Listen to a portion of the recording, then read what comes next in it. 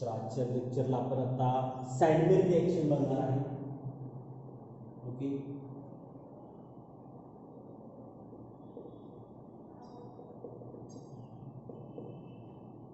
ही reaction आपल्याला aril halide aril हलाइडच्या प्रिपरेशनसाठी वापरायची आहे.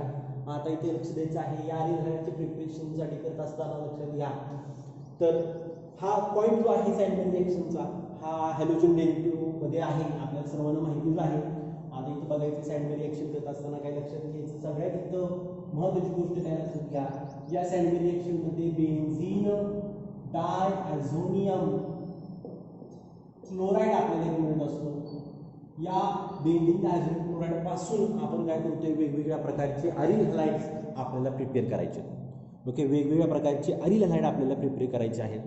आता इथं लक्ष द्या व्यवस्थित, काय आहे लक्षात घ्या, हा जो बेन्झीन डायॲझोनियम क्लोराईड जो आहे हा प्रिपेअर करण्यासाठी आपल्याला काय वापरायचं आहे, प्रायमरी अमाइन वापरायचा आहे.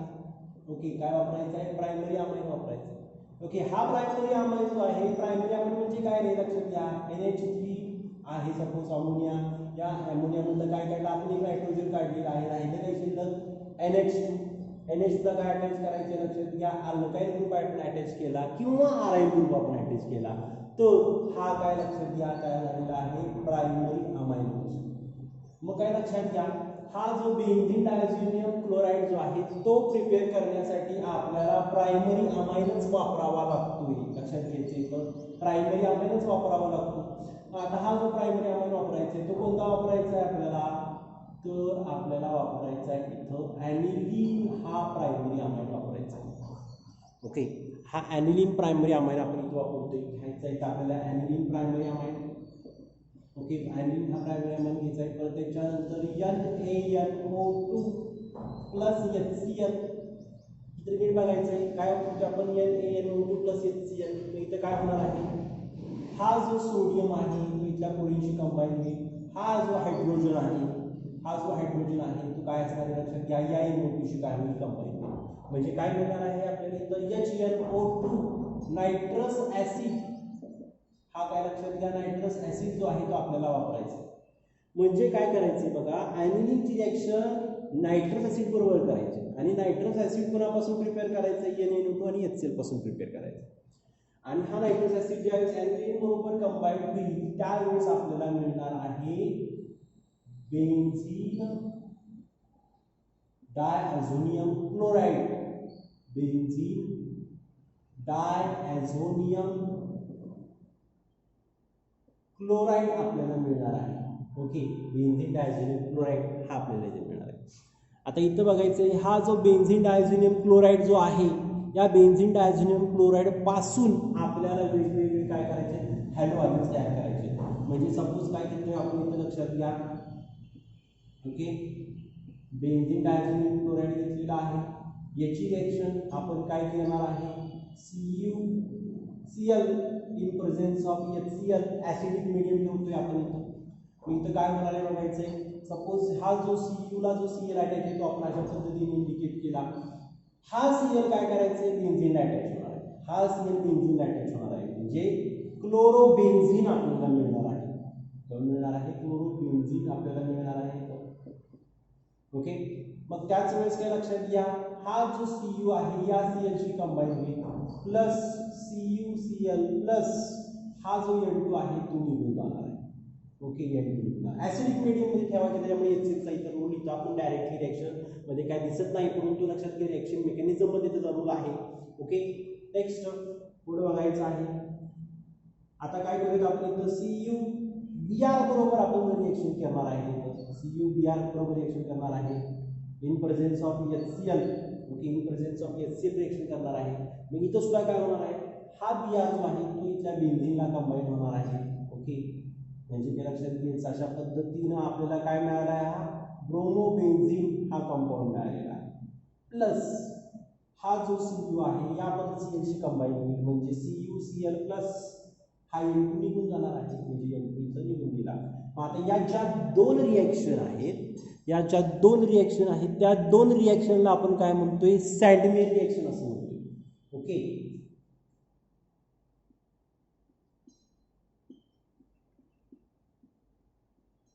नेक्स्ट आता इथं काय होतं लक्षात घ्या, या बेन्झीन डायझोनियम क्लोराईड पासून अजून आपल्याला वेगवेगळ्या प्रकारचे आपल्याला अरिल हलाइड मिळू शकतात, ते जरासं आपण इथं चेक करूया.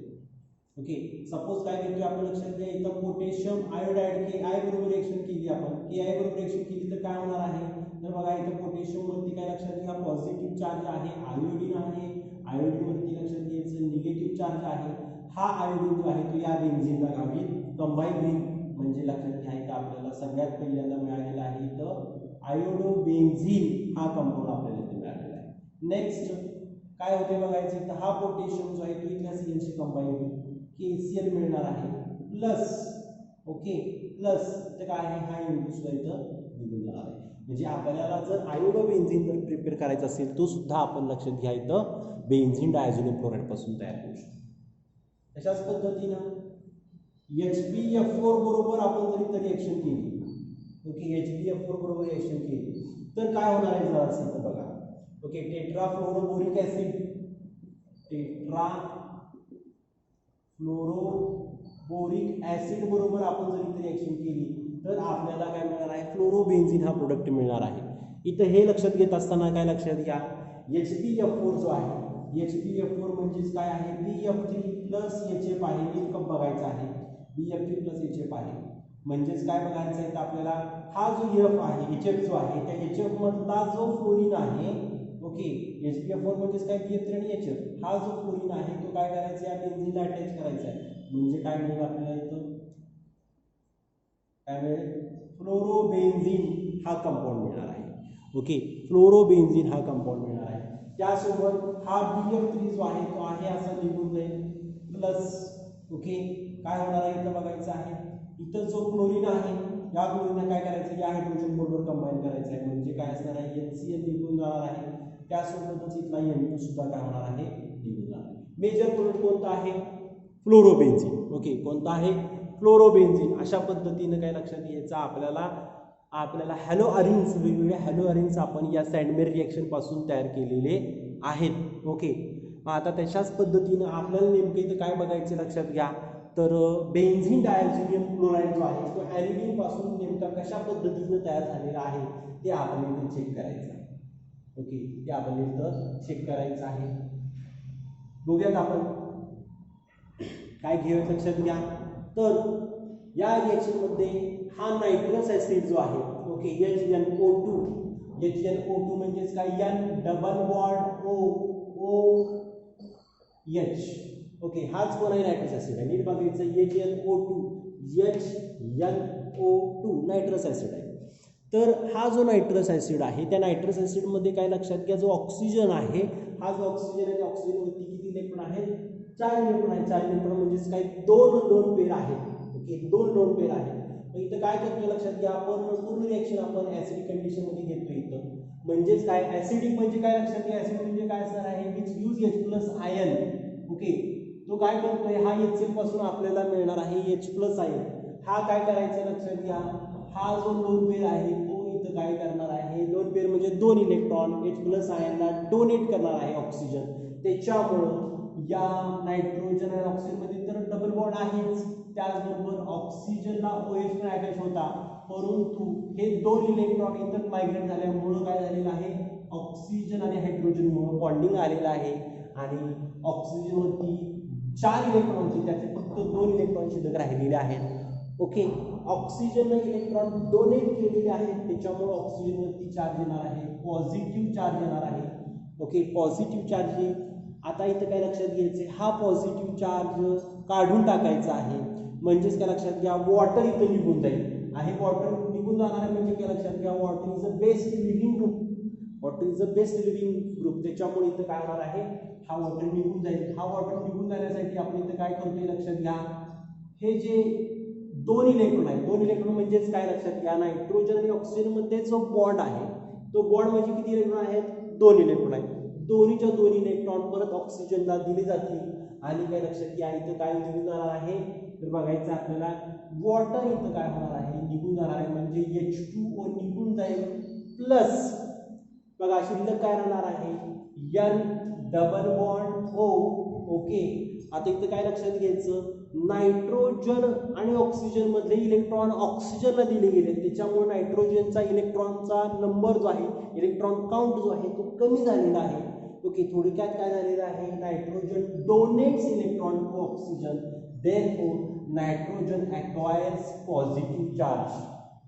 Therefore nitrogen acquires positive charge and this species is known as nitrosonium ion. हा पॉइंट इथं फार महत्वाचा आहे. ओके, नायट्रोसोनियम आयन आपल्याला इथे मिळत असतो. ओके, नायट्रोसोनियम आयन आपल्याला मिळतोय. आता पुढे काय लक्षात घ्यायचं, हा जो नायट्रोसोनियम आयन जो आहे तो काय करतोय लक्षात घ्यायचं, तो आता काय करणार आहे, ॲनिलीन बरोबर रिएक्ट करणार आहे. म्हणजे इथून पुढे काय लक्षात घ्या, ॲनिलीनचा रोल स्टार्ट होतोय. ओके, ॲनिलीनचा रोल इथं काय होणार आहे, स्टार्ट होणार आहे. हा ॲनिलीन घेतोय आपण. ओके, ॲनिलीन घेतलेला आहे. बघायचं आपल्याला इथं हा नायट्रोसोनियम आयन आपण घेतोय, N double bond O plus charge आहे नायट्रोजन वरती. ओके, आता इथं बघूया नायट्रोजन वरती काय लक्षात घ्या, 2 इलेक्ट्रॉन आहेत. या नायट्रोजन वरती काय लक्षात घ्या, पॉझिटिव्ह चार्ज आहे. हा नायट्रोजन आपण काय करूया, अशा पद्धतीने इंडिकेट केला. तर या नायट्रोजन वरती काय लक्षात घ्या, ब्लॅक नायट्रोजन वरती इलेक्ट्रॉन 2 इलेक्ट्रॉन आहेत. रेड नायट्रोजन वरती इलेक्ट्रॉनचा नंबर कमी आहे, त्याच्यावरती पॉझिटिव्ह चार्ज आहे. म्हणजे इथे इलेक्ट्रॉन जास्त आहेत, ते इलेक्ट्रॉन जास्त असलेले या नायट्रोजन वरती जे जास्त इलेक्ट्रॉन आहेत ते ज्या नायट्रोजन वरती इलेक्ट्रॉन कमी आहेत तिथे डोनेट केले जातात. म्हणून काय होतं लक्षात घ्या, या नायट्रोजन, ब्लॅक नायट्रोजन आणि रेड नायट्रोजन मध्ये काय होणार आहे, बॉन्ड फॉर्मेशन होणार आहे. ओके, बॉन्ड फॉर्मेशन होणार आहे. म्हणजे बघा हा आपण काय घेतोय, ॲनिलीनचा लक्षात घ्या, हा नायट्रोजन, ब्लॅक नायट्रोजन आपण दाखवतोय. ओके, मग त्याच वेळेस या नायट्रोजन वरती किती हायड्रोजन आहेत, 2 हायड्रोजन आहेत.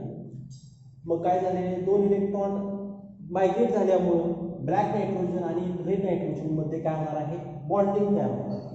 ओके, अशा पद्धतीने काय तयार होणार आहे, बॉन्डिंग तयार झालेलं आहे. ओके, मग त्याच वेळेस काय लक्षात घ्यायचं, याला डबल बॉन्ड ऑक्सिजन तर असणारच आहे. आता इथं जर आपण विचार केलेला आहे तर की विचार केला तर नायट्रोजन, या ब्लॅक नायट्रोजन इलेक्ट्रॉन रेड नायट्रोजनला दिल्यामुळं या नायट्रोजननं काय थोडक्यात झाले, इलेक्ट्रॉन डोनेट केलेले आहे. म्हणून काय झाले, या नायट्रोजनवरचा म्हणजे ब्लॅक नायट्रोजनवरचा इलेक्ट्रॉन काउंट कमी झाला. म्हणून या ब्लॅक नायट्रोजनवरती चार्ज येणार आहे, पॉझिटिव्ह चार्ज येणार आहे.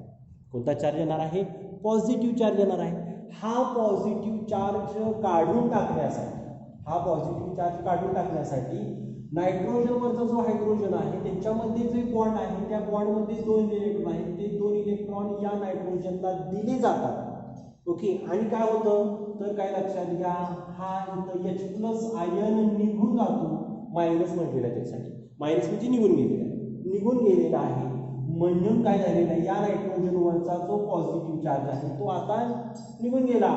आणि काय लक्षात घ्या, या नायट्रोजन इलेक्ट्रॉन या नायट्रोजनला दिलेले आहे, या हा जो बॉन्ड आहे या बॉन्डचे इलेक्ट्रॉन या नायट्रोजनला दिले गेलेले आहे, त्याच्यामुळे या नायट्रोजनवरती 2 इलेक्ट्रॉन आपल्याला आहे असे दाखवायला लागणार आहे. आता इथं बघायचं आहे, परत काय लक्षात घ्या, हा हायड्रोजन इथं आहे. ओके, याला बेन्झीन रिंग पण अटॅच आहे. ओके, परत ह्या बॉन्डिंग कोणाबरोबर आहे, N डबल बॉन्ड बरोबर काय आहे, तो बॉन्ड झालेला आहे.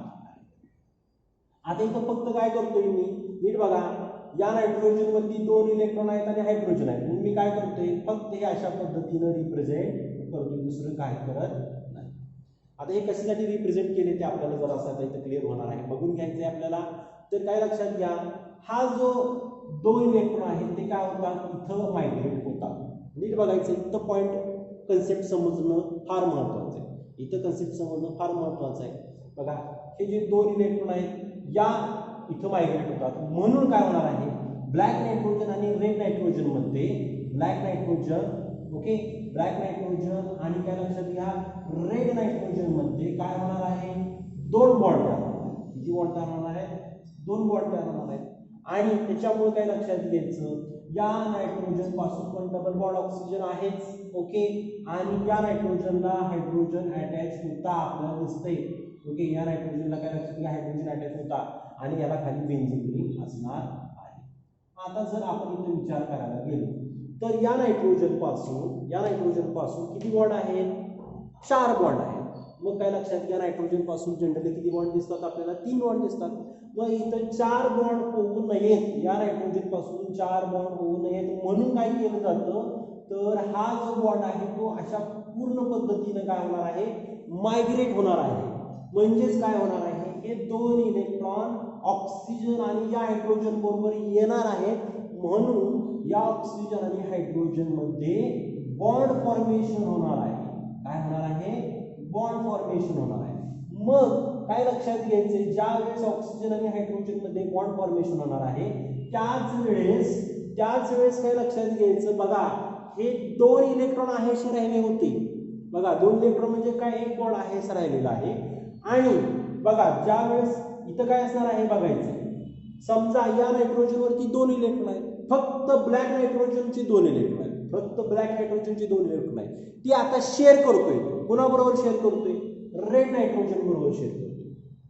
नाही, रेड नायट्रोजन बरोबर काय केलं, शेअर केला. म्हणजे काय झालं, या ब्लॅक नायट्रोजन वरचा इलेक्ट्रॉन काउंटचा नंबर काय झाला, इलेक्ट्रॉन काउंटचा नंबर जो आहे तो काय असणार आहे, काउंट कमी होणार आहे. म्हणून ऑटोमॅटिकली या नायट्रोजन वरती कोणता चार्ज येणार आहे, पॉझिटिव्ह चार्ज येणार आहे. हे समजून घेणे इथे गरजेचं आहे. ज्या वेळेस हे दोन इलेक्ट्रॉन इथं मायग्रेट करतो त्यावेळेस या नायट्रोजन वरचा इलेक्ट्रॉनचा काउंट नंबर कमी होतो. म्हणून काय लक्षात घ्यायचं, ब्लॅक नायट्रोजन वरती पॉझिटिव्ह चार्ज येतो आणि हा पॉझिटिव्ह चार्ज निघून जाण्यासाठी हे जे दोन इलेक्ट्रॉन आहेत परत नायट्रोजन वरती मायग्रेट होतात आणि मायग्रेट झाल्यानंतर या नायट्रोजन वरती कोणताच चार्ज शिल्लक राहत नाही आणि नायट्रोजन वरती दोन इलेक्ट्रॉन तयार होतात. ओके, म्हणजे थोडक्यात काय बघा, ज्या वेळेस हा बॉन्ड इथं मायग्रेट होणार आहे त्याच वेळेस हा बॉन्ड काय होतोय, इथं मायग्रेट होतो. म्हणजे काय लक्षात घ्या, अशा पद्धतीने काय झालेलं आहे, सिच्युएशन झालेली आहे. आता इथं बघायचंय, ऑक्सिजन वरती 4 इलेक्ट्रॉन असतातच, आपल्याला माहिती आहे ऑक्सिजन वरती 4 इलेक्ट्रॉन असणारच आहे. मग ज्या वेळेस ऑक्सिजन वरती 4 इलेक्ट्रॉन असणार आहेत त्याच वेळेस काय होणार आहे बघायचं इथं. तर बघा आपण इथं काय घेणार आहे, ऍसिडिक कंडिशन घेणार आहे. ओके, आपण बघितले आहे रिएक्शन ऍसिडिक कंडिशन मध्ये घेतलेली आहे. म्हणजे काय होतं इथं, हा जो ऑक्सिजन काय करतो, हे जे दोन इलेक्ट्रॉन आहेत या हायड्रोजनला डोनेट करतो. त्याच्यामुळं ऑक्सिजनला आता दोन हायड्रोजन अटॅच झाले. ओके, थोडक्यात या ऑक्सिजन आणि हायड्रोजन मध्ये बॉन्डिंग होतं आणि ऑक्सिजन इलेक्ट्रॉन डोनेट केलेले आहेत. नीट बघायचं, ऑक्सिजन इलेक्ट्रॉन डोनेट केलेले आहेत, त्याच्यामुळे ऑक्सिजनवरती चार्ज कोणता येणार आहे, पॉझिटिव्ह चार्ज येणार आहे. परत लास्ट लक्षात घ्यायचं, हा नायट्रोजन आहे, हा नायट्रोजन म्हणजे कोणता लक्षात घ्या, रेड नायट्रोजन आहे असं आपण दाखवूया तिथं. ओके, रेड नायट्रोजन आहे असं दाखवलेलं आहे. आणि त्याच्यानंतर काय लक्षात घ्यायचं, त्याला डबल बॉन्ड असलेला नायट्रोजन आहे, त्याच्यावरती दोन इलेक्ट्रॉन आहेत. आणि परत काय लक्षात घ्या, त्याला सुद्धा बेंझिन रिंग असणार. म्हणजे अशा पद्धतीनं काय इथं तयार झालेलं आहे, ऑक्सिजनवरती पॉझिटिव्ह चार्ज झाला. आणि इथं सुद्धा काय लक्षात घ्यायचं, वॉटर जो आहे तो निघून जाऊ शकतो. इथं वॉटर सुद्धा जे आहे ते निघून जाऊ शकतं. आणि काय होतं लक्षात घ्या, हा जो आहे वॉटर निघून जातो. वॉटर निघून जातो म्हणजे काय लक्षात घ्या, हे जे दोन इलेक्ट्रॉन जे आहेत ते घेऊन जातो आणि त्याच्यामुळे काय मिळणार आहे, एकदम लास्ट सिच्युएशनला बघूयात आपण इथं काय मिळणार आहे, तर असं आपण इथे चेक करू. ओके, काय मिळणार आहे, तर हे दोन इलेक्ट्रॉन मायग्रेट झाल्यामुळे ते H2O निघून गेला प्लस. ओके, काय राहणार आहे, बेन्झीन. ओके, बेन्झीन आहे आणि त्याचबरोबर काय लक्षात घ्यायचा, हा नायट्रोजन आहे. ओके, आणि double bond nitrogen. Okay, double bond nitrogen, red नायट्रोजनवरची इलेक्ट्रॉन कमी झाल्यामुळे या नायट्रोजनवरती कोणता चार्ज येणार आहे, प्लस चार्ज येणार आहे. ओके, प्लस चार्ज येणार आहे. आणि इथे लक्षात ठेवायचे, आपल्याला HCl जो आहे तो आपल्याला इथं आपण वापरला होता, त्याच्यामुळे क्लोरीन सुद्धा एक्सेस क्लोरीन जो आहे तो अटॅच होतो आणि इथं काय होतं आपल्याला Cl-. आणि नीट चेक करायचं आहे, बेन्झीन डायझोनियम सॉल्ट किंवा बेन्झीन डायझोनियम क्लोराइडचं स्ट्रक्चर यासारखंच आहे. हा बेन्झीन आहे. ओके, त्याच्यानंतर N2 आहे, त्याच्यावरती पॉझिटिव्ह चार्ज आहे, परत Cl-. म्हणजे अशा पद्धतीनं आपल्याला बेन्झीन डायझोनियम क्लोराइड हा इथं मिळालेला आपण इथं मेकॅनिझम बघितलेलं आहे. अशा पद्धतीने इथं काय मिळालेलं आहे, बेन्झीन डायझोनियम क्लोराइड. ओके, तर लक्षात घ्या, अशा पद्धतीने मेकॅनिझम आपण पूर्णपणे बघितलेलं आहे. तर हे मेकॅनिझम पूर्णपणे लक्षात ठेवायची काहीच गरज नाही. ओके, कंप्लीट हे जे मेकॅनिझम हे लक्षात ठेवायची काहीच गरज नाही. फक्त एक काय लक्षात घ्या, आपल्याला आयडिया असली पाहिजे की नेमकी रिएक्शन कशा पद्धतीने झालेली आहे. ओके, फक्त जर आपल्याला परीक्षेमध्ये जर विचारलं की कोणता स्पेसिस या सँडवेज रिएक्शनमध्ये झालेला असतो किंवा during formation of benzene diazonium chloride, ज्यावेळेस बेन्झीन डायझोनियम क्लोराइड ॲनिलीन पासून तयार होत असतो त्यावेळेस कोणता स्पेसिस तयार होत असतो, तर काय लक्षात घ्यायचं, नायट्रोसिनियम आयन हा आपल्याला स्पेसिस मिळालेला असतो, हे आपण लक्षात ठेवायचं. ओके, ठीक आहे. तर मी आशा करतो तुम्हाला हा पूर्ण पॉईंट कळालेला आहे.